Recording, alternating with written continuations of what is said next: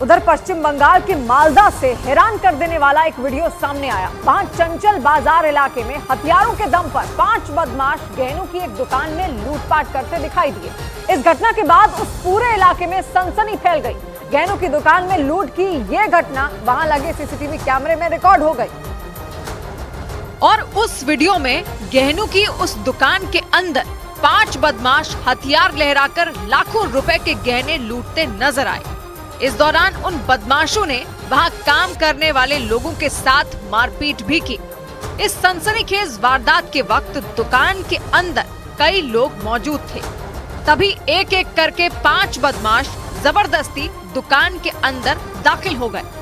उनके हाथों में पिस्तौल नजर आई। सभी ने चेहरा छिपाने के लिए मास्क या फिर हेलमेट पहन रखा था।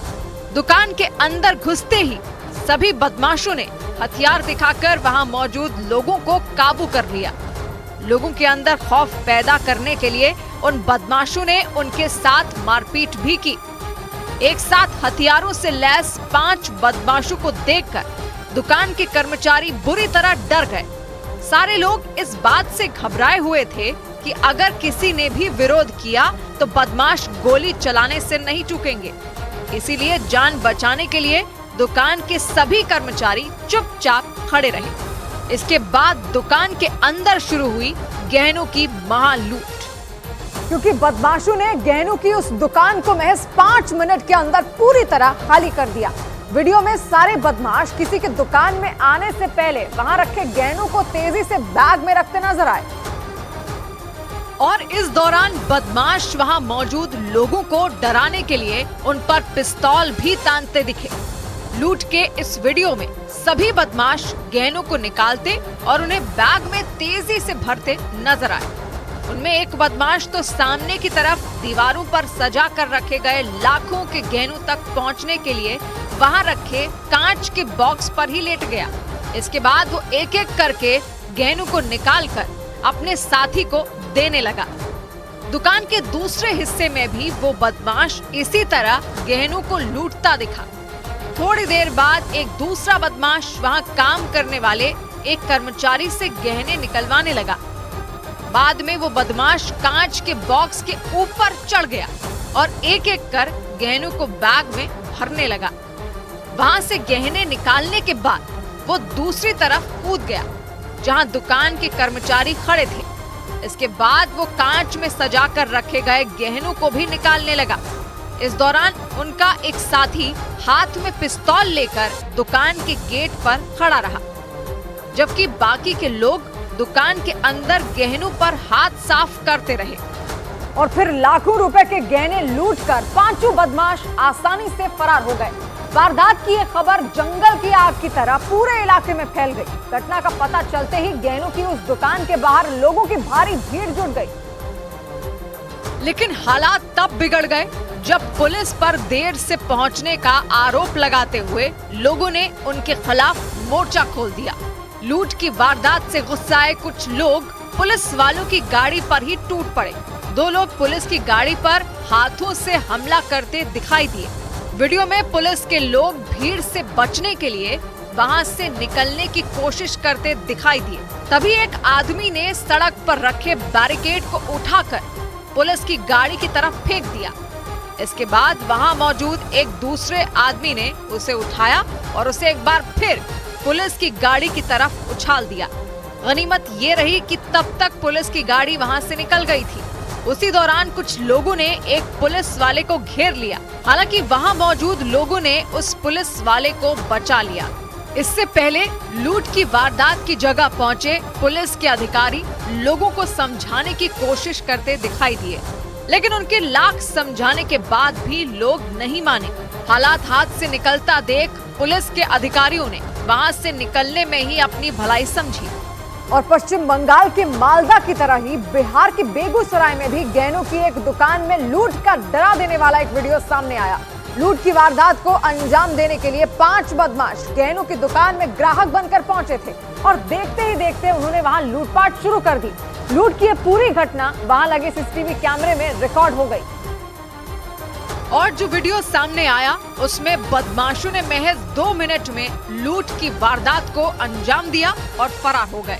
दुकान में लगे सीसीटीवी कैमरे में जो वीडियो रिकॉर्ड हुआ उसमें पहले सब कुछ सामान्य नजर आया। उस दुकान में कई ग्राहक खरीदारी करते दिखे।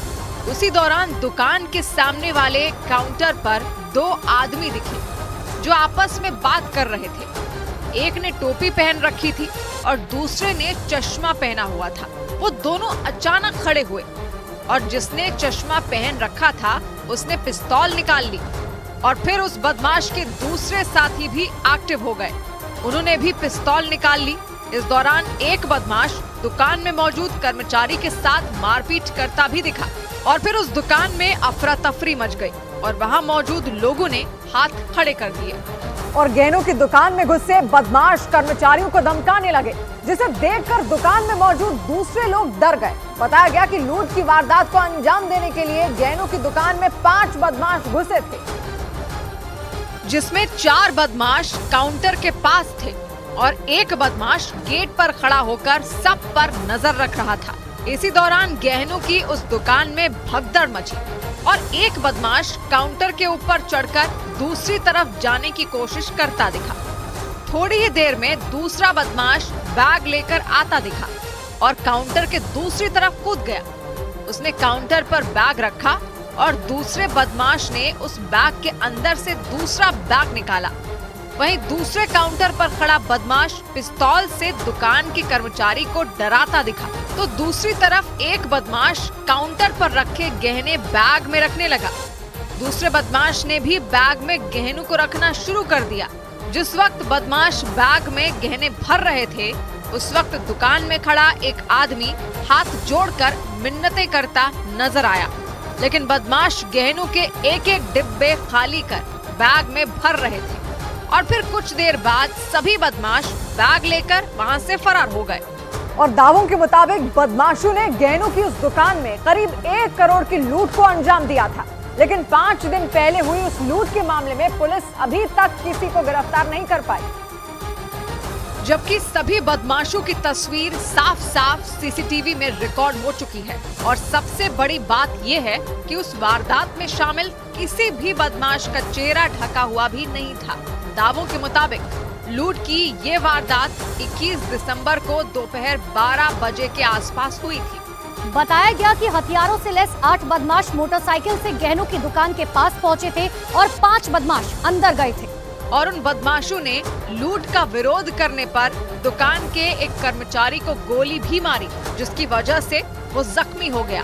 लूट की इस वारदात के बाद पूरे इलाके में दहशत का माहौल बन गया। बदमाशों की पहचान के लिए सीसीटीवी कैमरे खंगाले गए और फिर पुलिस ने बदमाशों के बारे में जानकारी देने वालों के लिए 50,000 रुपए इनाम की घोषणा कर दी। इधर उत्तर प्रदेश के कन्नौज में सिपाही सचिन राठी की मौत के बाद उनकी कांस्टेबल मंगेतर बदहवास हो गई। उन्हें यकीन ही नहीं हो रहा है कि सचिन अब इस दुनिया में नहीं है। एक रोज पहले हिस्ट्री शीटर मुन्ना यादव को पकड़ने गई पुलिस टीम पर हुए हमले में सचिन राठी की मौत हो गई थी और जैसे ही उनकी मौत की खबर उनकी मंगेतर कोमल तक पहुंची, वो बुरी तरह टूट गई। वो कैमरे के सामने फपक पड़ी। बदहवासी की हालत में वो उन्हें संभाल रहे एक पुलिस वाले पर बरस पड़ी। मुठभेड़ में घायल होने के बाद सचिन को कानपुर के अस्पताल में भर्ती कराया गया था, लेकिन बाद में इलाज के दौरान उसकी मौत हो गई। उनकी मौत की खबर मिलते ही कोमल भी कानपुर पहुंच गई, लेकिन वहां पहुंचने के बाद उनकी हालत खराब हो गई। उन्हें यकीन ही नहीं हो रहा था कि सचिन की मौत हो चुकी है। इस दौरान कई लोग उन्हें संभालने की कोशिश करते दिखाई दिए। वहां मौजूद लोग उन्हें एक कार से ले जाने की कोशिश कर रहे थे, जबकि कोमल सचिन के शव के साथ जाने की जिद पर अड़ी थी।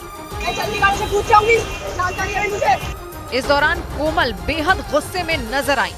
हालांकि कई लोगों ने मिलकर उन्हें समझाया और फिर उन्हें किसी तरह दूसरी गाड़ी में वहां से ले गए, लेकिन इस दौरान वो लगातार रोती रही। जानकारी के मुताबिक अगले साल फरवरी में 29 साल के सचिन के साथ कोमल की शादी होनी थी।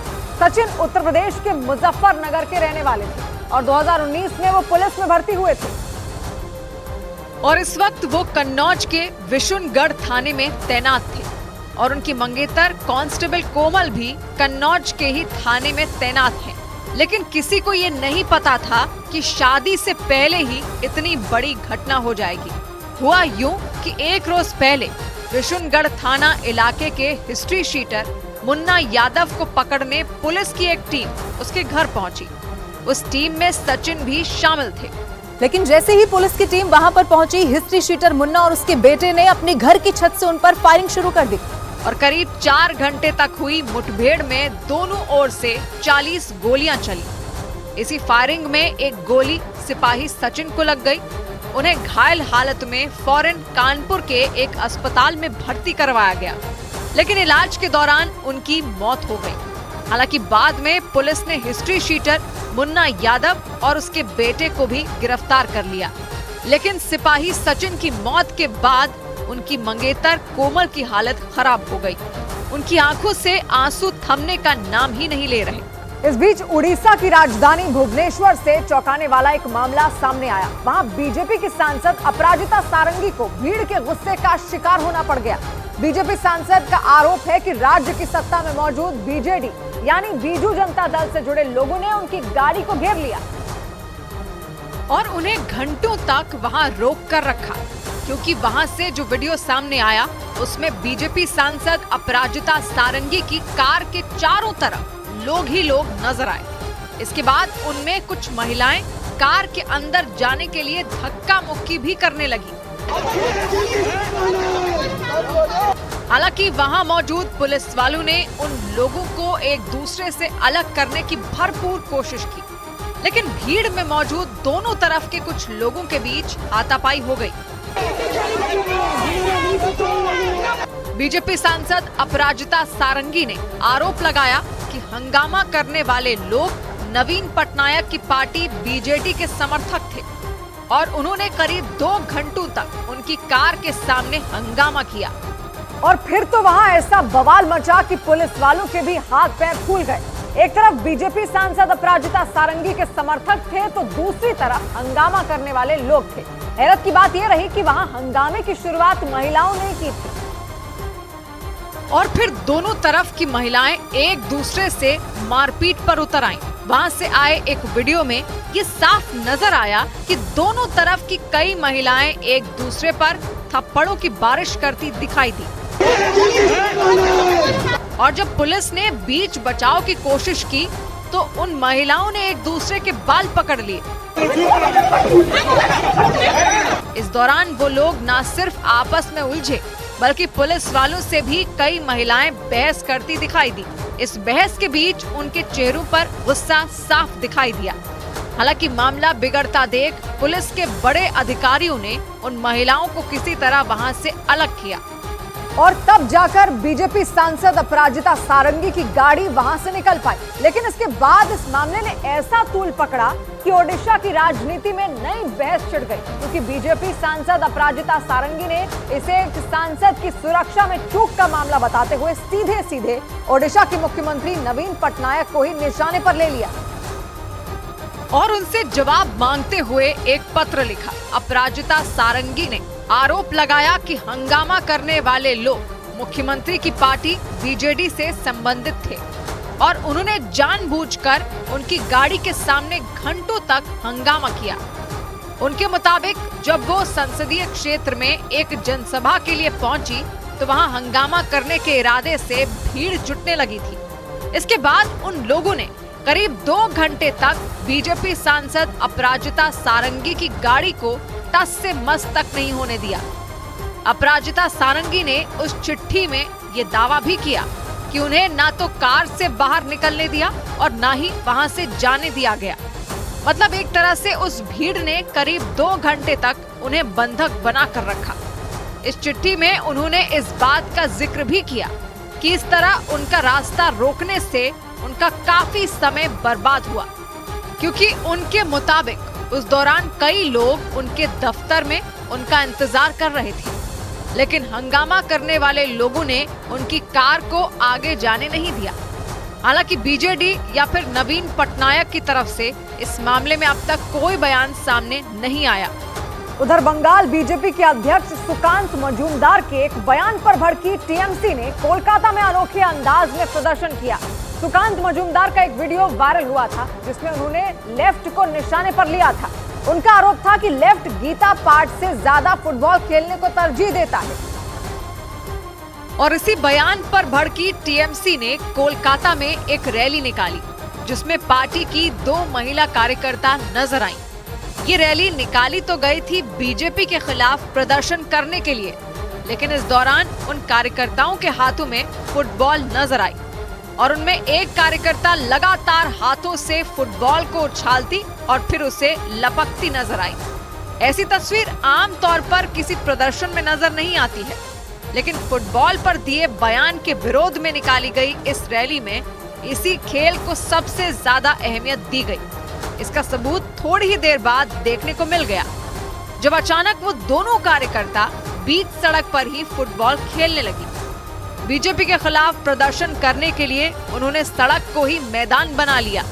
इसके बाद कुछ और लोग भी वहां इस अनोखे प्रदर्शन में उनके साथ शामिल हुए और उन्होंने बीच सड़क पर ही टीएमसी की रैली को रोक दिया। इसके बाद उन्होंने एक घेरा बनाकर सड़क को फुटबॉल का मैदान बना लिया और कुछ देर तक पार्टी के कार्यकर्ता सड़क पर ही फुटबॉल खेलने लगे। वहीं उनके चारों तरफ इकट्ठा हुए लोग लगातार नारेबाजी करते रहे। इस गोल के होते ही वहां मौजूद लोग तालियां बजाने लगे। इसके बाद टीएमसी की रैली एक बार फिर आगे बढ़ गई। पार्टी के कार्यकर्ताओं ने इसी तरह आगे चलकर कई जगहों पर फुटबॉल खेली और बीजेपी के खिलाफ अपना विरोध जाहिर किया। इससे पहले टीएमसी ने बैनर और पोस्टर लेकर कोलकाता में रैली निकाली। इस रैली में सबसे आगे चल रहे कार्यकर्ता विवेकानंद का बैनर लेकर चलते दिखाई दिए। उनके पीछे चल रहे कई कार्यकर्ताओं के हाथों में भी फुटबॉल नजर आई। इसके साथ ही वो विवेकानंद के पोस्टरों के साथ भी दिखे। और टीएमसी ने आरोप लगाया कि बीजेपी के प्रदेश अध्यक्ष सुकांत मजूमदार ने अपने बयान से विवेकानंद का अपमान किया। हालांकि बाद में सुकांत मजूमदार ने उस पर सफाई भी दी और टीएमसी के इस कदम को असली मुद्दों से ध्यान भटकाने वाला बता दिया। लेकिन टीएमसी शांत नहीं हुई और उसने माफी मांगे जाने तक प्रदर्शन जारी रखने का ऐलान कर दिया। बीजेपी को घेरने के लिए कोलकाता में निकाली गई इस रैली में सैकड़ों कार्यकर्ता दिखाई दिए। इस दौरान कई लोगों के हाथों में पार्टी का झंडा भी नजर आया। राज्य की सियासत उसी दिन से गरमाई हुई है जिस दिन से बीजेपी प्रदेश अध्यक्ष का एक वीडियो वायरल हुआ था। उस वीडियो में सुकांत मजूमदार ने सनातन धर्म का जिक्र करते हुए ये बयान दिया था कि वामपंथी विचारधारा की वजह से कुछ लोग फुटबॉल के खेल को गीता से ज्यादा अहमियत देते हैं। असल में विवेकानंद ने एक बार कहा था कि अगर गीता पढ़ने के बजाय कोई फुटबॉल खेलता है तो वो उसके लिए ज्यादा अच्छा है। और इसी बात को बीजेपी प्रदेश अध्यक्ष के बयान से जोड़ते हुए टीएमसी ने उनके खिलाफ मोर्चा निकाला। बड़ी खबर आई मुंबई से, जहां भारतीय नौसेना के बेड़े में स्वदेशी जहाज आईएनएस इम्फाल को शामिल कर दिया गया।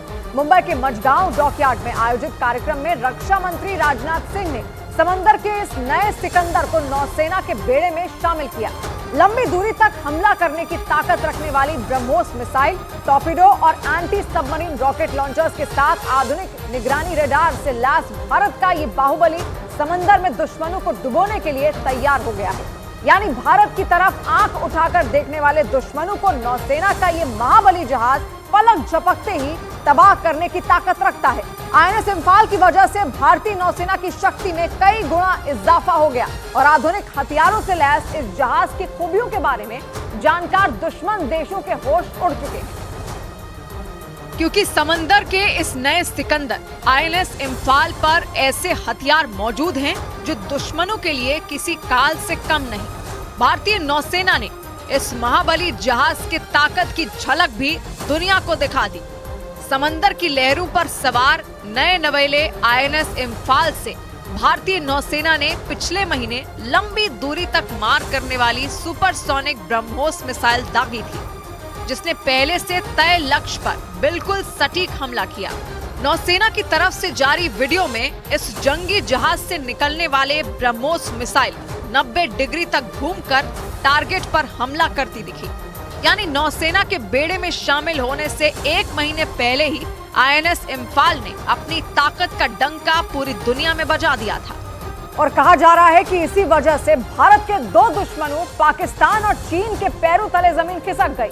आईएनएस इम्फाल को भारतीय नौसेना ने ही डिजाइन किया और भारत में ही इसका निर्माण किया गया। इसके बाद आईएनएस इम्फाल को नौसेना की पश्चिमी कमान में शामिल कर लिया गया।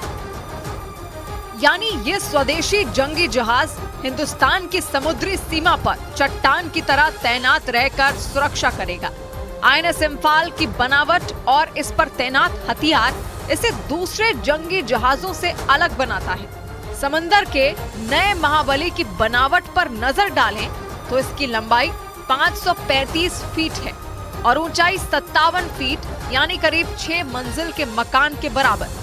नौसेना का ये बाहुबली 74 लाख किलोग्राम वजनी है। रफ्तार की बात करें तो ये समंदर की लहरों पर 56 किलोमीटर प्रति घंटा की स्पीड से दौड़ सकता है और एक साथ इस पर 300 नौसैनिक सवार हो सकते हैं। और कहा जा रहा है कि आईएनएस इम्फाल की बनावट देखकर ही दुश्मनों की नींद उड़ गई है। मुंबई में इस जंगी जहाज को नौसेना के बेड़े में शामिल करने के दौरान रक्षा मंत्री राजनाथ सिंह ने देश के दुश्मनों को भी सीधी चेतावनी दे दी। आईएनएस इम्फाल की कमीशनिंग भारत की नौसैनिक शक्ति को और मजबूती प्रदान करेगा। यानी समंदर में चीन की बढ़ती घुसपैठ पर नकेल कसने के लिए आईएनएस इम्फाल की तैनाती बेहद कारगर साबित हो सकती है, क्योंकि चीन ने बीते कुछ साल में न सिर्फ जमीन बल्कि समंदर में भी घुसपैठ की कोशिश की।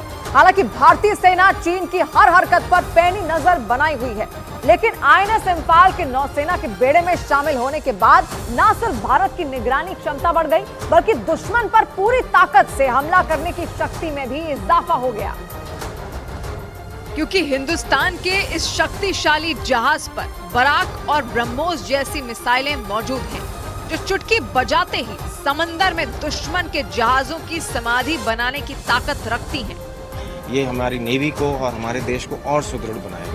आईएनएस इम्फाल पर सतह से सतह पर मार करने वाली 8 बराक मिसाइलें मौजूद हैं, जबकि 90 डिग्री तक घूमकर लंबी दूरी तक मार करने वाली 16 ब्रह्मोस एंटी शिप मिसाइलें तैनात हैं। इसके अलावा ताकतवर सर्वेलेंस रेडार और 76 mm रैपिड माउंट गन यानी लगातार गोलीबारी करने वाली शक्तिशाली बंदूक लगी हुई है। और इतना ही नहीं, INS Imphal anti submarine torpedo से भी लैस है। और सबसे खास बात ये कि इस जंगी जहाज के निर्माण में स्वदेशी स्टील का इस्तेमाल किया गया, यानी इसका 75% हिस्सा पूरी तरह स्वदेशी है। और इसके निर्माण में कई बातों का खास ख्याल रखा गया है। भारतीय नौसेना का दावा है कि ये वॉरशिप परमाणु, जैविक और रासायनिक हमलों के हालात में भी लड़ने में सक्षम है।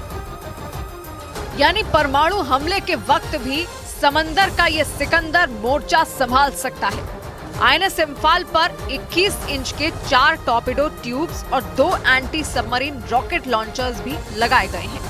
वॉरशिप पर मौजूद सोनार सिस्टम दुश्मन की पनडुब्बियों का सटीक पता लगाता है, जिससे उन पर हमला करना आसान हो जाता है।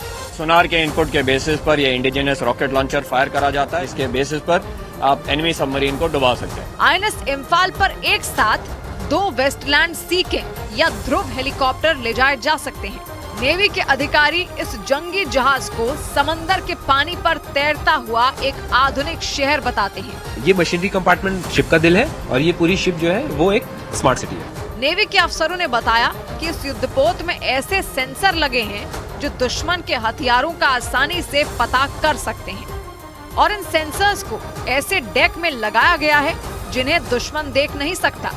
लेकिन आईएनएस इम्फाल पर मौजूद खतरनाक हथियार और रेडार सिस्टम ही इसे दूसरे जंगी जहाजों से अलग नहीं बनाते, बल्कि इस जहाज के अंदर मौजूद दूसरी सुविधाएं भी इसे बिल्कुल अलग बनाती हैं। क्योंकि आईएनएस इम्फाल को बनाते समय नेवी ने इस बात का ध्यान रखा था कि लंबे वक्त तक समंदर में रहकर देश की सुरक्षा करने वाले नौसैनिकों की सुविधाओं में कोई कमी न रहे। आईएनएस इम्फाल 42 से 45 दिनों तक लगातार गहरे समंदर में रह सकता है, और इस दौरान नौसैनिकों की मेडिकल जरूरतों को पूरा करने के लिए आईएनएस इम्फाल में एक छोटा अस्पताल भी बनाया गया है, जहां ओपीडी से लेकर ऑपरेशन थिएटर तक तैयार किया गया। ऑपरेशन थिएटर की यहाँ पर पूरी तैयारी की हुई है। बाकायदा मरीजों के लिए बेड लगे गए हैं। मिनी हॉस्पिटल के अलावा INS इम्फाल में पहली बार भारतीय महिला नौसैनिकों के लिए अलग से रहने के लिए इंतजाम किए गए हैं। यानी महिला नौसैनिकों के रहने के लिए अलग से कंपार्टमेंट बनाए गए हैं। लेकिन ये पहली बार हुआ है कि पहली बार 12 फीमेल ऑफिसर के लिए एकोमोडेशन एरिया बनाए गए। पुराने जंगी जहाजों में महिला नौसैनिकों के लिए अलग से रहने की व्यवस्था नहीं होती थी। उन्हें पुरुष नौसैनिकों के रहने वाली जगहों में ही रहना पड़ता था। लेकिन INS इम्फाल में सब कुछ बदल गया और इसीलिए इस जंगी जहाज को आधुनिक और आत्मनिर्भर भारत की सबसे बड़ी मिसाल के तौर पर देखा जा रहा है। जंगी जहाज INS इम्फाल का नाम मणिपुर की राजधानी इम्फाल के नाम पर रखा गया है और ये इस बात की अहमियत को दर्शाता है कि देश की सुरक्षा और समृद्धि में देश के उत्तर पूर्व क्षेत्र भी अहम है। जंगी जहाज का नाम मणिपुर की राजधानी इम्फाल के नाम पर रखने के फैसले को साल 2019 में राष्ट्रपति ने मंजूरी दी थी। नेवी के मुताबिक INS इम्फाल के बनाने और उसके टेस्टिंग में लगा समय किसी भी भारतीय डिस्ट्रॉयर वॉरशिप के बनने में लगा सबसे कम वक्त है। INS इम्फाल की आधारशिला 19 मई 2017 को रखी गई थी और जहाज को 20 अप्रैल 2019 को पानी में उतारा गया था और 28 अप्रैल 2023 को अपने पहले समुद्री परीक्षण के लिए रवाना हुआ था। 6 महीने के रिकॉर्ड समय सीमा के भीतर 20 अक्टूबर 2023 को इसकी डिलीवरी हो गई। समंदर में ताकत बढ़ाने के लिए भारतीय नौसेना तेजी से जंगी जहाजों के निर्माण पर काम कर रही है। खबरों के मुताबिक 2035 तक भारतीय नौसेना अपने बेड़े में 175 जहाजों को शामिल करने का लक्ष्य रखा है। भारतीय नौसेना के पास इस वक्त 17 गाइडेड मिसाइल डिस्ट्रॉयर समेत 150 वॉरशिप मौजूद हैं। बड़ी खबर आई भारतीय नौसेना से जुड़ी। भारतीय नौसेना ने अरब सागर में अपने 3 सबसे ताकतवर युद्धपोतों को तैनात कर दिया।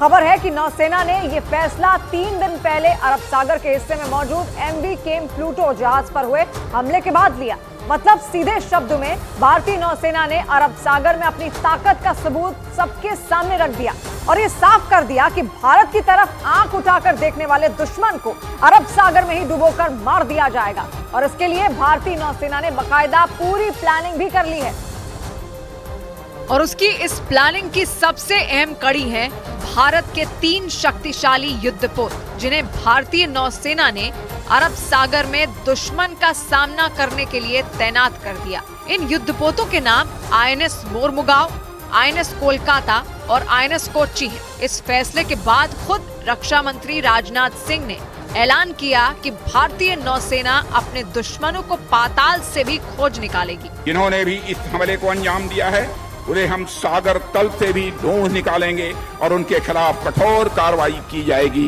भारतीय नौसेना के ये तीनों युद्धपोत समंदर में बड़े से बड़े दुश्मन को मारने की ताकत रखते हैं। ये वो युद्धपोत हैं जिन्हें भारतीय नौसेना का गुरूर माना जाता है। इसके अलावा भारतीय नौसेना ने इस हिस्से में पैनी नजर रखने के लिए P-8I विमान को भी मोर्चे पर लगा दिया, जो समंदर पर आसमान से अपनी निगाह बनाए रखेगा। लेकिन बड़ा सवाल ये है कि आखिर भारतीय नौसेना को अचानक अरब सागर में इतने भारी भरकम बेड़े की तैनाती की जरूरत क्यों पड़ी। माना जा रहा है कि ये फैसला 2 दिन पहले अरब सागर से गुजर रहे एक कारोबारी जहाज केम प्लूटो पर हुए हमले के बाद लिया गया, क्योंकि जानकारी के मुताबिक उस जहाज पर ड्रोन से हमला किया गया। जानकारी के मुताबिक केम प्लूटो जहाज पर जब हमला हुआ तो वो मुंबई से करीब 370 किलोमीटर दूर था। नौसेना के मुताबिक उस जहाज पर ड्रोन से हमला किया गया और बताया गया कि जिस वक्त यह हमला हुआ उस वक्त उस जहाज पर 21 क्रू मेंबर्स थे। इनमें 20 भारतीय और 1 वियतनाम का बताया गया। हालांकि ये हमला किसने किया और क्यों किया इसकी जानकारी हासिल नहीं हो पाई, लेकिन नौसेना के मुताबिक इस हमले के बाद वो जहाज चलने लायक नहीं बचा था। इसीलिए कोस्ट गार्ड के जहाज ICGS विक्रम के जरिए केम प्लूटो को मुंबई के समुद्र तट तक लाया गया, जहां उस पर हुए हमले की जांच की गई।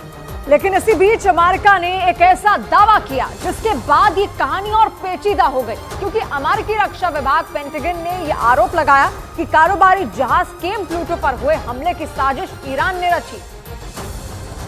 मतलब अमेरिका के मुताबिक भारतीय तट से करीब 370 किलोमीटर दूर केम प्लूटो जहाज पर जो ड्रोन हमला हुआ वो ईरान की साजिश का हिस्सा था।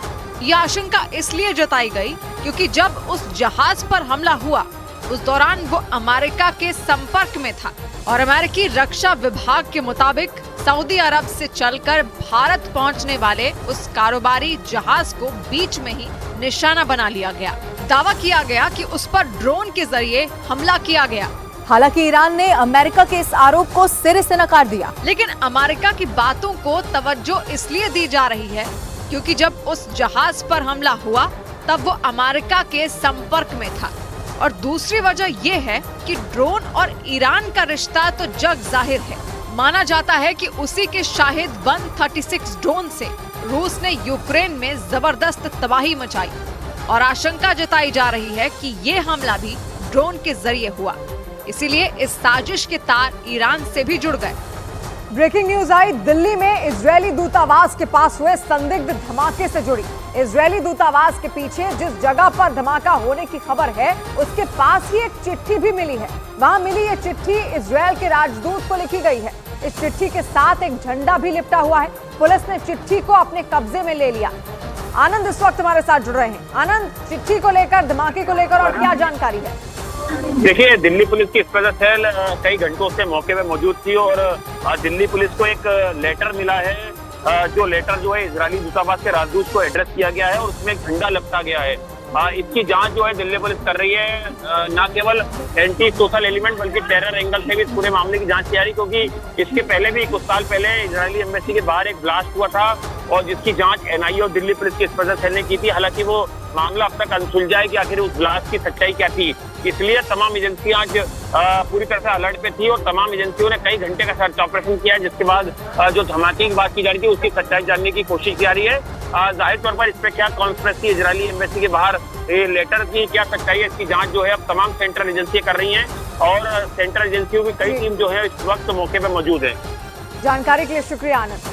और इससे पहले उस वक्त हड़कंप मच गया जब इजरायल के दूतावास के पीछे खाली पड़े प्लॉट में संदिग्ध धमाके की कॉल मिली, जिसके बाद आनंद फानन में दिल्ली पुलिस वहां पहुंची, लेकिन जांच में पुलिस को वहां से कुछ भी नहीं मिला। हालांकि इसके बावजूद दिल्ली पुलिस की स्पेशल सेल की टीम उस इलाके की तलाशी में जुटी है।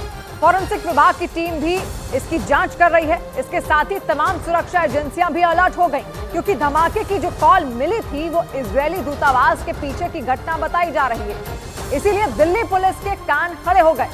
दिल्ली में मौजूद इजरायली दूतावास हाई सिक्योरिटी जोन में आता है और उसके पीछे धमाके की खबर ने सुरक्षा एजेंसियों के भी होश उड़ा दिए।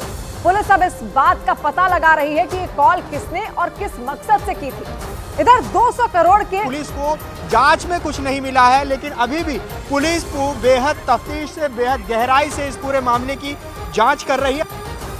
इधर 200 करोड़ के मनी लॉन्ड्रिंग के आरोप में दिल्ली की तिहाड़ जेल में बंद सुकेश चंद्रशेखर का एक नया कारनामा सामने आया।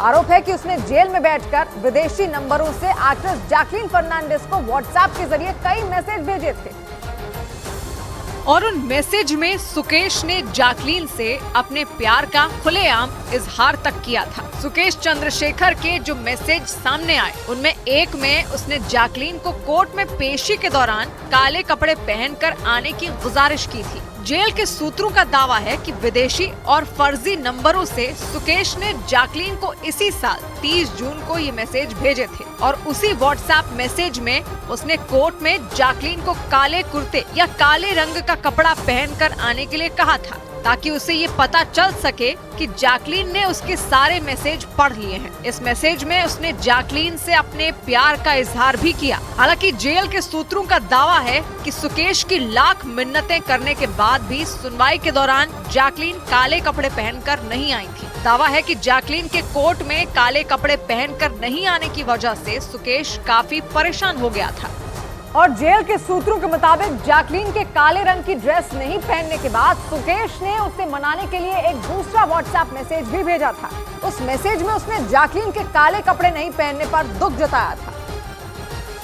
और ये नसीहत दी थी कि उसे अनदेखा करने से उसका कोई भी फायदा नहीं होने वाला। मतलब सुकेश को ये समझ आ चुका था कि जैकलीन किसी भी सूरत में उससे छुटकारा चाहती है और दावा है कि इसीलिए वो लगातार जैकलीन को मनाने में जुटा था। सुकेश ने जेल से फर्जी नंबरों से जैकलीन को कई मैसेज भेजे थे। सूत्र बताते हैं कि सुकेश ने इसी तरह के एक दूसरे मैसेज में नाम में एक्स्ट्रा ई लगाने की वजह से जैकलीन के ट्रोल होने का भी जिक्र किया। ये तब्दीली जैकलीन ने अपने इंस्टाग्राम हैंडल में की थी, जिसके बाद उन्हें काफी ट्रोल किया गया।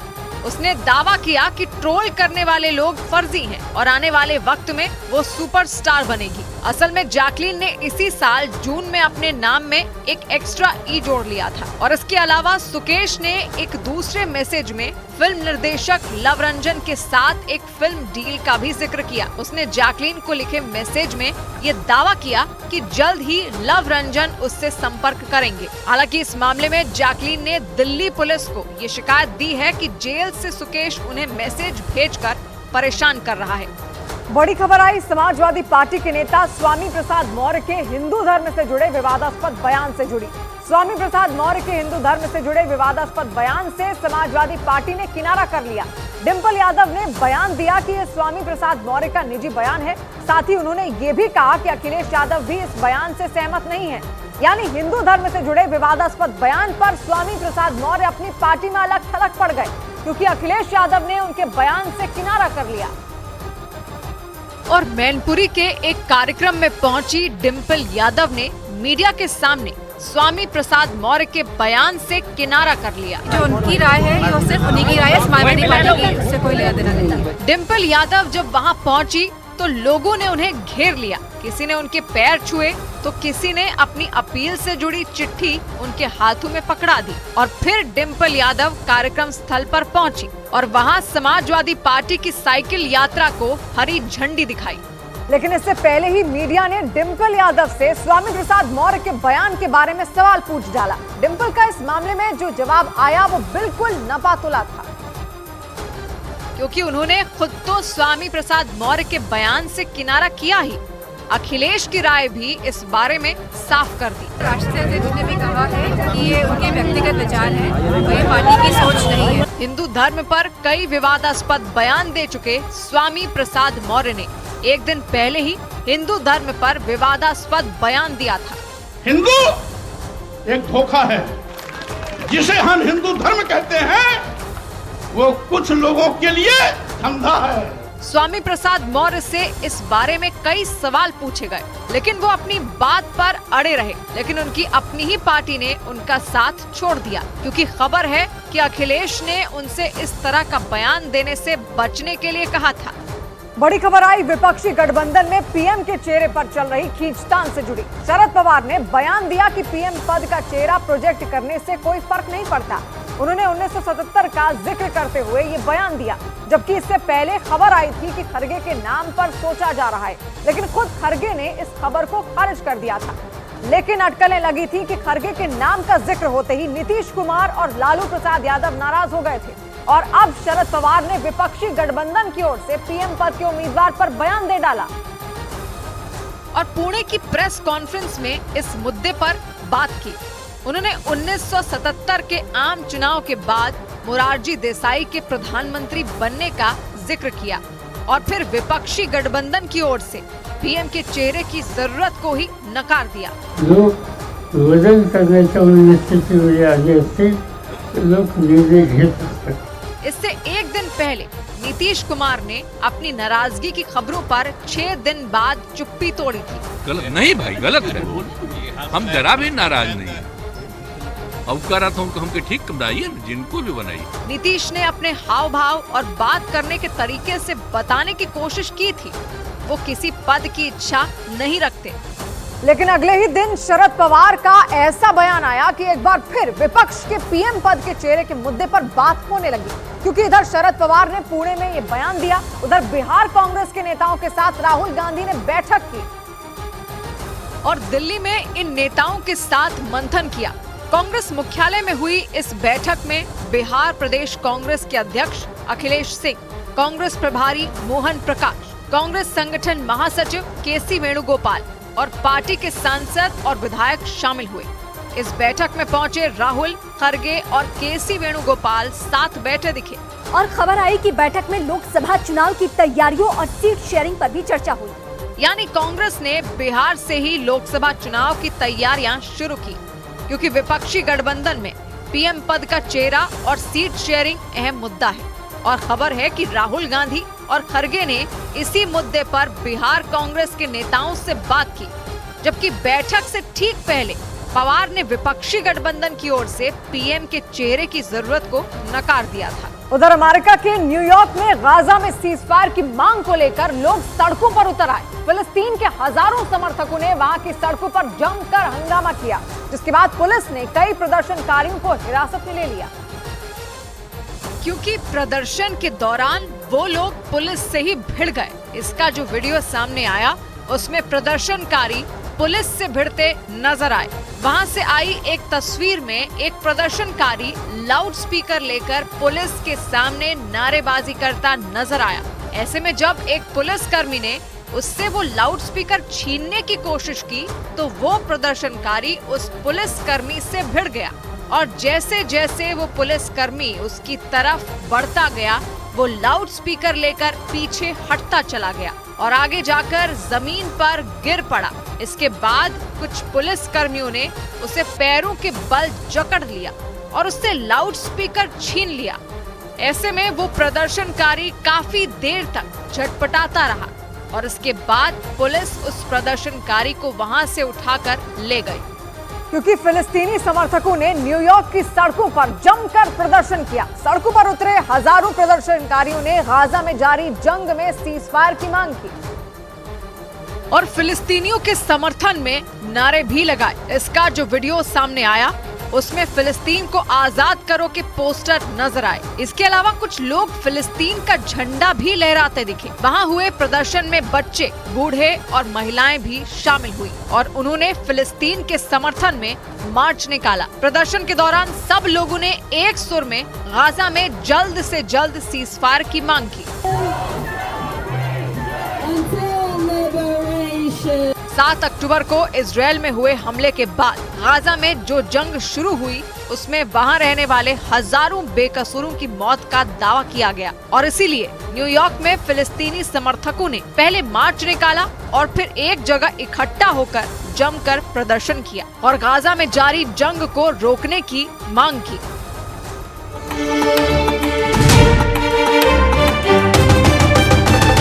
It's time to break free. Break away to the greens. Start again and just let it all go. With JK Tyre's Ranger 80. JK Tyre, total control. ये नया इंडिया, नए नजरिए का इंडिया, जहां लोगों का नंबर 1 भरोसा बनता है वो जो उनके मुद्दे, उनकी आवाज निडर होकर उठाता है।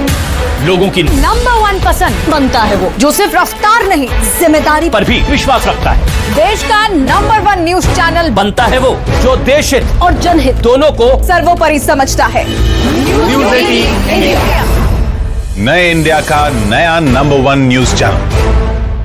It's time to break free. Break away to the greens. Start again and just let it all go.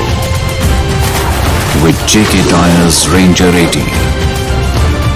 JK Tyre, total control.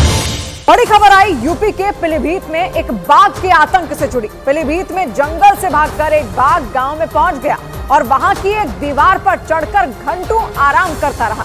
बाघ को अपने बीच देखकर वहां रहने वाले लोगों का खून सूख गया। गनीमत रही कि वन विभाग की टीम ने कई घंटों की मशक्कत के बाद बेहोश कर उसे पकड़ लिया, नहीं तो वहां बड़ी घटना हो सकती थी, क्योंकि वो बाघ 1-2 घंटे नहीं बल्कि 10 से ज्यादा वक्त तक उस इलाके में मौजूद रहा। लोगों की भारी भीड़ देखकर भी वो भागा नहीं बल्कि आराम से वहां बैठा रहा, जिससे आसपास के लोग दहशत में आ गए, क्योंकि जंगल का सबसे खूंखार शिकारी उनके बीच बैठा था। और वो भी कुछ देर के लिए नहीं बल्कि कई घंटों तक। जंगल के सबसे खतरनाक जानवर को अपने बीच देखकर लोगों की सांसें अटक गईं। जिसके नाम से ही लोगों के पसीने छूट जाते हैं, वो शिकारी एक रिहायशी इलाके में घुसकर बड़े आराम से एक दीवार पर बैठा नजर आया। वो बाघ उस दीवार पर जाकर ऐसे बैठ गया जैसे वो इंसानों की बस्ती नहीं बल्कि जंगल का एक इलाका हो। वो कभी उस दीवार पर बैठता तो कभी चहलकदमी करता दिखाई दिया।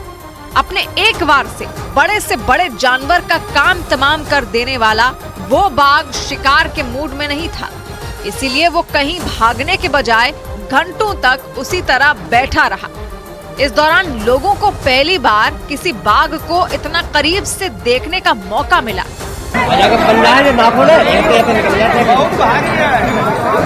इसी बीच वो बाघ अचानक उठकर उस दीवार पर खड़ा हो गया।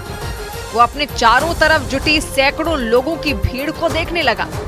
उसके ऐसा करते ही वहां मौजूद लोगों के होश उड़ गए, क्योंकि जब तक वो बाघ दीवार पर सोया हुआ था, उसके आसपास जमा लोग जोर जोर से शोर मचा रहे थे। लेकिन जैसे ही वो बाघ दीवार पर खड़ा हुआ, उसका डील डॉल देखकर मानो लोगों की सांसें थम गई।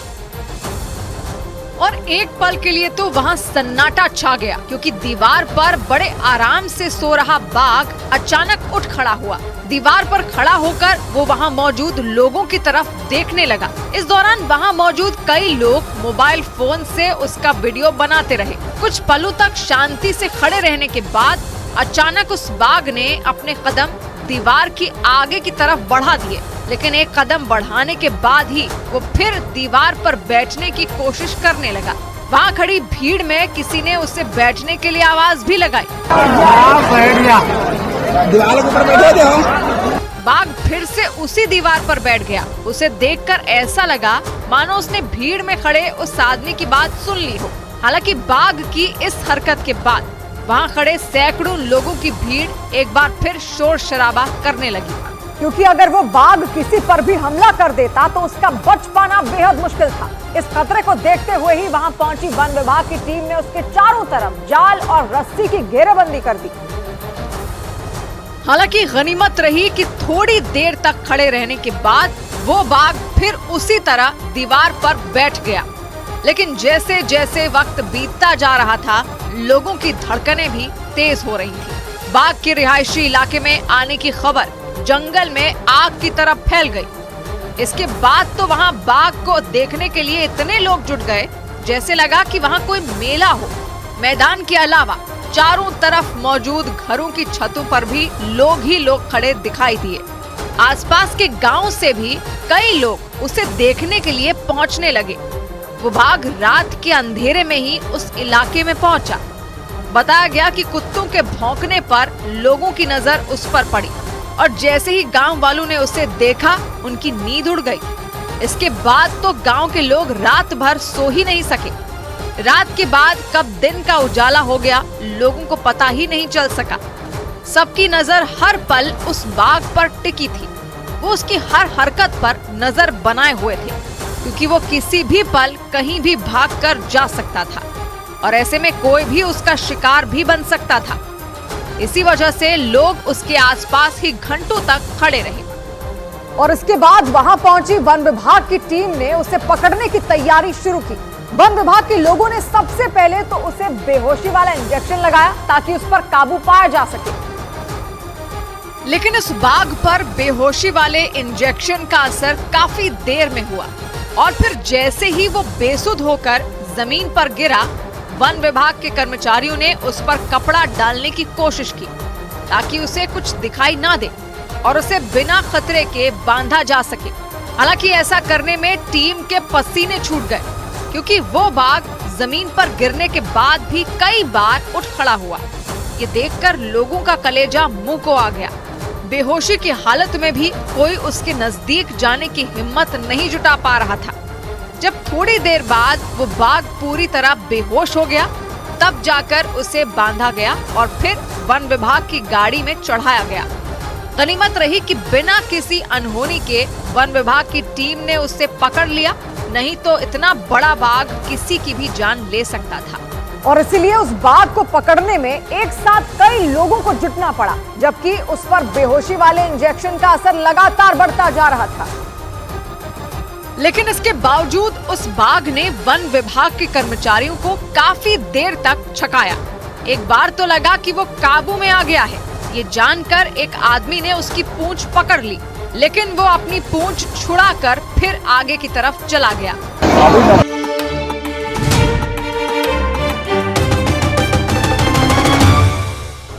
बड़ी खबर आई इजरायल और ईरान में बढ़े टकराव से जुड़ी। खबर है कि सीरिया में ईरान की सेना के एक बड़े कमांडर की मौत के बाद इजरायल और ईरान में जंग छिड़ने की नौबत आ गई, क्योंकि ईरान के उस कमांडर को हवाई हमले में मारा गया और उस हमले के लिए इजरायल को जिम्मेदार बताया गया। इजरायल का नाम आते ही ईरान बुरी तरह भड़क गया और उसने दो टूक कह दिया कि वो अपने कमांडर की मौत का बदला किसी भी कीमत पर लेगा, जिसके बाद ऐसी आशंकाएं जताई जाने लगी कि अपने टॉप कमांडर की मौत के बाद ईरान इजरायल के खिलाफ अपनी सेना उतार सकता है और अगर ऐसा हुआ तो पूरे पश्चिम एशिया पर जंग का खतरा मंडराने लगेगा। क्योंकि गाजा में इजरायल और हमास की लड़ाई ने पहले ही पश्चिम एशिया को बारूद के ढेर में तब्दील कर दिया है। ऐसे में एक और चिंगारी पूरे पश्चिमी एशिया में तबाही ला सकती है। और इसी बीच सीरिया में ईरान के सैयद राजी मसाफी नाम के कमांडर को मौत के घाट उतारकर इजरायल ने ईरान को सीधी चुनौती दे डाली। इजरायल की सेना ने सीरिया की राजधानी दमिश्क के बाहरी इलाके में हवाई हमले के दौरान ईरान के उस कमांडर को ढेर कर दिया। दावा किया गया कि इजरायल के लड़ाकू विमानों ने गोलान हाइट्स इलाके से मिसाइलें दागी और इजरायली हमले के बाद का एक वीडियो भी सामने आया, जिसमें दमिश्क इंटरनेशनल एयरपोर्ट के पास धुएं का गुबार नजर आया। ईरान की मीडिया ने दावा किया कि इस हमले में कमांडर सैयद राजी मसाफी के साथ उनकी सुरक्षा में तैनात कई कर्मचारियों की मौत हो गई। लेकिन अपने ही कमांडर की मौत के बाद गुस्से से आग बबूला हुए ईरान ने भी साफ कर दिया कि वो इजरायल से इस कार्रवाई का बदला सूद समेत लेगा। क्योंकि ईरान की मीडिया के मुताबिक इजरायल के हमले में मारे गए कमांडर सैयद राजी मसाफी सीरिया में लंबे समय से तैनात थे और वो इजरायल के पड़ोसी सीरिया ही नहीं बल्कि लेबनान में भी ईरान की पैठ बढ़ाने में अहम भूमिका निभा रहे थे। ऐसे में माना जा रहा है कि मसाफी की मौत के बाद इन इलाकों में ईरान की पकड़ कमजोर हो सकती है, क्योंकि इजरायल ने भी कमांडर मसाफी को ठिकाने लगाकर ईरान को बड़ी चोट देने का दावा किया। और इस हमले के बाद ईरान की ओर जो आक्रामक बयान सामने आए, उनसे भी साफ हो गया कि इजरायल का तीर बिल्कुल निशाने पर लगा, क्योंकि कमांडर सैयद राजी मसाफी की मौत के बाद ईरान के राष्ट्रपति से लेकर मंत्री तक इजरायल पर बरस पड़े। ईरान के राष्ट्रपति इब्राहिम रईसी ने दो टूक कह दिया कि अपने कमांडर की मौत का बदला लेने के लिए ईरान किसी भी हद तक जाएगा, जबकि ईरान के विदेश मंत्री ने बयान दिया कि कमांडर मसाफी की हत्या करके इजरायल ने अपनी तबाही की उल्टी गिनती शुरू कर दी। यानी गाजा में हमास के लड़ाकों से निपटने में जुटे इजरायल की मुश्किलें बढ़ सकती हैं। यही नहीं, आशंका जताई गई कि ईरान के कमांडर की मौत के बाद हिजबुल्लाह और हूथी लड़ाके इजरायल पर हमले तेज कर सकते हैं, क्योंकि इजरायल पर हमास के हमले के बाद से ही ईरान समर्थित इन चरमपंथी संगठनों ने इजरायल की नाक में दम कर रखा है।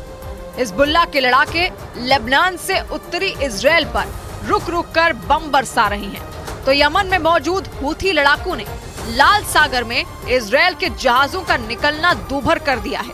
ऐसे में दावा किया गया कि अपने टॉप कमांडर मसाफी की मौत के बाद भड़का ईरान इजरायल को सबक सिखाने के लिए हिजबुल्लाह और हूथी लड़ाकों का इस्तेमाल कर सकता है, क्योंकि माना जाता है कि इन चरमपंथी संगठनों के लड़ाके ईरान के इशारे पर किसी भी हद तक जा सकते हैं। ऐसे में अगर हमास की तरह हिजबुल्लाह और हूथी लड़ाके भी जंग में पूरी ताकत के साथ कूद गए तो इजरायल की सेना के लिए 3 मोर्चों पर एक साथ लड़ना भारी पड़ सकता है, क्योंकि हवाई हमलों में ईरान के कमांडर को मारकर इजरायल ने उसके पुराने जख्म हरे कर दिए। और ऐसा इसलिए क्योंकि करीब 3 साल पहले इजरायल की ही तरह अमेरिका ने भी ईरान की स्पेशल फोर्स के कमांडर कासिम सुलेमानी को एक एयर स्ट्राइक में मार गिराया था। और अब अपने जिगरी दोस्त अमेरिका की राह पर चलते हुए इजरायल ने भी ईरान को बड़ा झटका दे दिया। कासिम सुलेमानी को ईरान के supreme leader Ayatollah Ali Khamenei के बाद वहां का दूसरा सबसे शक्तिशाली इंसान माना जाता था। लेकिन अमेरिका कासिम सुलेमानी को अपने सबसे बड़े दुश्मनों में एक मानता था। और साल 2020 में वो अमेरिका के हवाई हमले में इराक की राजधानी बगदाद में मारे गए थे। इस हमले के बाद ईरान ने अमेरिका से कासिम सुलेमानी की हत्या का बदला लेने की कसम खाई थी। लेकिन इसी बीच इजरायल ने कासिम सुलेमानी के करीबी माने जाने वाले ईरान के कमांडर सैयद राजी मसाफी को मौत देकर उसके पुराने जख्मों पर भी नमक छिड़क दिया, क्योंकि इसके बाद कहा जाने लगा कि कासिम सुलेमानी की हत्या के बदले की बात करने वाला ईरान अपने एक और कमांडर को नहीं बचा पाया। उधर इराक में ड्रोन हमले में घायल हुए सैनिकों का बदला लेने के लिए अमेरिका ने एक बड़ी स्ट्राइक की। क्रिसमस के मौके पर अमेरिका ने इराक में 3 ठिकानों पर हवाई हमला किया और उस हमले में ईरान समर्थित लड़ाकों को बड़ा नुकसान होने का भी दावा किया। और उत्तरी इराक में किए हवाई हमलों से अमेरिका ने अपने दुश्मनों को सख्त संदेश दिया। अमेरिका ने बता दिया कि वो अपने सैनिकों पर हो रहे हमलों को बर्दाश्त नहीं करेगा। उत्तरी इराक में एक ड्रोन हमले में 3 अमेरिकी सैनिकों के घायल होने के बाद राष्ट्रपति जो बाइडेन ने ईरान समर्थित उग्रवादी समूहों के खिलाफ जवाबी कार्रवाई का आदेश दिया था, जिसके बाद अमेरिका की वायुसेना ने उत्तरी इराक में मौजूद कताइब हिजबुल्लाह के 3 ठिकानों पर हवाई हमले किए। अमेरिका का ये भी दावा है कि जिन जगहों पर हमले किए गए थे वहां कताइब हिजबुल्लाह के लड़ाके भी जमा थे और इस हमले में उनके ठिकानों को भी बड़ा नुकसान पहुंचा। इराक में हुई अमेरिका की कार्रवाई से साफ हो गया कि वो इराक के आबिल एयरबेस पर हुए हमले के लिए ईरान को जिम्मेदार मानता है और यही वजह है कि उसने इराक में हमलों के लिए उन्हीं जगहों को चुना जहां ईरान समर्थित विद्रोहियों के अड्डे मौजूद थे। और ऐसा इसलिए क्योंकि इराक के आबिल एयरबेस पर हुए ड्रोन हमले के बाद कताइब हिजबुल्लाह ने ही उसकी जिम्मेदारी ली थी। इराक में मौजूद कताइब हिजबुल्लाह एक शिया उग्रवादी संगठन है। कताइब हिजबुल्लाह की स्थापना 2007 में हुई थी और माना जाता है कि उसके पीछे ईरान के रेवोल्यूशनरी गार्ड का हाथ है। इस संगठन के पीछे ईरान का हाथ बताया जा रहा है और यही वजह है कि अमेरिका उसे हमास का ही दूसरा रूप मानता है, क्योंकि अमेरिका का ये भी दावा है कि ईरान ने हमास को प्रशिक्षित करने के बाद उसे पश्चिमी एशिया में अलग अलग नामों से फैला दिया, जिससे कि वो अपने फायदे के लिए उनका इस्तेमाल कर सके। अमेरिका अपनी कार्रवाई को ईरानी उग्रवादियों पर हमला बता रहा है, लेकिन इससे इराक और अमेरिका के बीच की तल्खी बढ़ती जा रही है, क्योंकि इराक ने सीधे तौर पर अपनी संप्रभुता पर हमला बताया और कहा कि वो इसे बिल्कुल भी बर्दाश्त नहीं करेगा। क्योंकि इराक ने सीधा कह दिया कि अमेरिका ने उसके सैन्य ठिकानों पर हमला किया है और ये दुश्मन देश जैसी कार्रवाई है। इतना ही नहीं, इराक ने इसे अपनी संप्रभुता पर हमला बताया और कहा कि वो अमेरिका की इस कार्रवाई को बिल्कुल भी बर्दाश्त नहीं करेगा, जबकि अमेरिका ने दावा किया था कि उसके हमले में ईरान समर्थित उग्रवादियों के ठिकानों को निशाना बनाया गया था। वहीं इराक का आरोप है कि अमेरिकी हमले में बेबीलोन प्रांत को काफी नुकसान पहुंचा है और इराक के एक सेना का जवान भी मारा गया है। इराक के दावों के मुताबिक अमेरिकी हमले में उसके कई नागरिक भी घायल हो गए, यानी साफ है कि इराक में ईरान के खिलाफ हुई अमेरिका की इस कार्रवाई से दोनों देशों के रिश्ते बिगड़ सकते हैं और अगर दोनों देशों में बात नहीं बनी तो जंग का एक और मोर्चा भी खुल सकता है। उधर गाजा में इजरायल और हमास में जारी जंग के बीच खौफ से भर देने वाला एक वीडियो सामने आया और उस वीडियो में मदद लेने आए फिलिस्तीनियों की भीड़ पर हथियारबंद लड़ाके ताबड़तोड़ गोलियां बरसाते नजर आए। इस गोलीबारी का आरोप हमास के लड़ाकों पर लगा। गाजा पर इजरायल के हमलों के बाद से ही कई देश वहां रहने वाले लोगों को राहत सामग्री पहुंचा रहे हैं और सैकड़ों फिलिस्तीनियों की वो भीड़ दूसरे देशों से आई मदद लेने के लिए वहां पहुंची थी, लेकिन इसी दौरान वहां अचानक फायरिंग शुरू हो गई। गोलियों की तड़तड़ाहट से पूरा इलाका गूंज उठा, जिसकी वजह से वहां अफरा तफरी मच गई और लोग जान बचाने के लिए इधर उधर भागते नजर आए। जंग की आग में झुलस रहे गाजा के वो लोग वहां मदद की उम्मीद में पहुंचे थे, क्योंकि गाजा पर हमले के बाद से ही इजराइल की सेना ने उसे चारों तरफ से घेर रखा है और वहां रहने वाले लोगों को खाने पीने की चीजों से लेकर दवाओं तक की किल्लत हो गई है। ले देकर मिस्र से लगने वाला रफा बॉर्डर ही एक रास्ता बचा है जहां से गाजा में राहत सामग्री पहुंचाई जा रही है। लेकिन गाजा में मदद पहुंचने के बाद भी उसे पाने के लिए वहां के लोगों को जूझना पड़ रहा है, जिसकी गवाही ये वीडियो भी दे रहा है, जिसमें दिखा कि राहत सामग्री लेने के लिए इतने बड़े पैमाने पर लोग वहां इकट्ठा हो गए कि एक लंबा चौड़ा रास्ता लोगों से पूरी तरह ढक गया। लोगों की ऐसी भीड़ कि वहां कदम रखने तक की जगह ना मिले। इन तस्वीरों को देखकर ये अंदाजा लगाया जा सकता है कि गाजा के लोगों को जरूरी चीजों के लिए भी किस कदर जूझना पड़ रहा है। लेकिन मुश्किलें तब और बढ़ गईं जब राहत सामग्री लेने पहुंचे उन लोगों पर गोलियों की बौछार कर दी गई।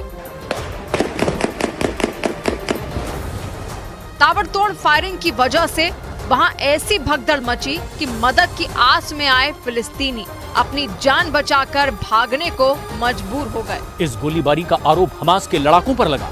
रास्ते से भीड़ के हटने के बाद कई लोग जमीन पर लेटे नजर आए, जबकि इस दौरान हथियारबंद लड़ाके लोगों को खदेड़ते दिखे और दावा किया गया कि उनके इस हमले में कई फिलिस्तीनी घायल हो गए।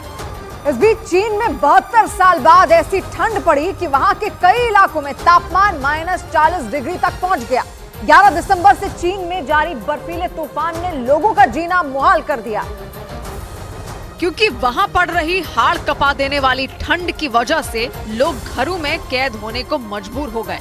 चीन की राजधानी बीजिंग में तो तापमान -10 डिग्री के नीचे तक पहुंच गया। लेकिन लगातार हो रही बर्फबारी और शीतलहर का असर सिर्फ बीजिंग में ही देखने को नहीं मिला। वहां शैनडोंग प्रांत में इसका सबसे ज्यादा कहर देखा गया। वहां से जो तस्वीरें सामने आई उनमें सड़कों और मकानों से लेकर पेड़ पौधों तक सबके सब बर्फ में ढके हुए नजर आए। रास्तों पर हजारों टन बर्फ गिरने की वजह से उन पर इक्का दुक्का गाड़ियां ही चलती दिखाई दी। पूरा शहर दूर दूर तक बर्फ की चादर से इसी तरह ढका दिखाई दिया। वहां से आई बर्फबारी की तस्वीरों को देखकर ऐसा लगा मानो वहां कई घंटों तक बर्फीला तूफान आया हो और उसकी वजह से वहां का कोना कोना बर्फ में ढक गया। क्योंकि साल 1951 के बाद चीन में दर्ज की गई ये सबसे कड़ाके की ठंड है।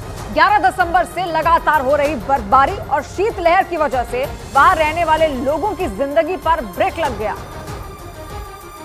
और वहां के कई प्रांतों में कामकाज पूरी तरह ठप हो गया। अस्पतालों और इमरजेंसी सेवाओं को छोड़कर वहां सब कुछ बंद हो गया, क्योंकि बर्फ की वजह से वहां के कई हाईवे ही गायब हो गए। वहां इतनी ज्यादा बर्फ जमा हो गई कि सड़कें दिखनी ही बंद हो गई। ऐसे में लोग अपने घरों में ही कैद होने को मजबूर हो गए। हालांकि कुछ रास्तों को साफ करके गाड़ियों के चलने लायक बना दिया गया, लेकिन फिसलन से भरी उन सड़कों पर चलना किसी खतरे से कम नहीं था। चीन के जिस हिस्से में ये बर्फीली आंधी चली, वहां से आई एक तस्वीर में भी कुछ ऐसा ही दिखा। ड्रोन से ली गई इस तस्वीर में एक के पीछे एक कई ट्रक बर्फ से भरे हाईवे पर गुजरते दिखाई दिए। इन ट्रकों की रफ्तार देखकर ही अंदाजा लगाया जा सकता है कि बर्फ ने हाईवे को कितना खतरनाक बना दिया। कुछ ऐसा ही हाल वहां की रेलवे लाइनों का भी था, क्योंकि बर्फ जमने की वजह से वहां दूर दूर तक रेल की पटरियों का पता ही नहीं चल रहा था। इधर भारतीय शेयर बाजार में लगातार तीसरे दिन खरीदारी का रुझान रहा। इससे सेंसेक्स और निफ्टी दोनों हरे निशान में बंद हुए। हालांकि बाजार में उठापटक भी देखने को मिली और शुरुआती कारोबार से उबरते हुए बाजार ने तेजी पकड़ी। इस दौरान फार्मा, हेल्थ केयर और कमोडिटी सेक्टर के शेयरों में ज्यादा खरीदारी देखी गई। यही नहीं, आईटी और बैंक सेक्टर के शेयरों को छोड़कर बाकी सभी सेक्टोरल इंडेक्स हरे निशान में बंद हुए, जिससे बॉम्बे स्टॉक एक्सचेंज का सेंसेक्स 229 अंक चढ़कर 71,336 पर बंद हुआ, जबकि निफ्टी 91 अंकों की उछाल के साथ 21,441 के स्तर पर पहुंच गया। और शेयर बाजार की खबर तो आपको कई जगह मिल जाएगी, लेकिन शेयर बाजार का एक्सपर्ट आपको बनाएगा सिर्फ मनी कंट्रोल प्रो।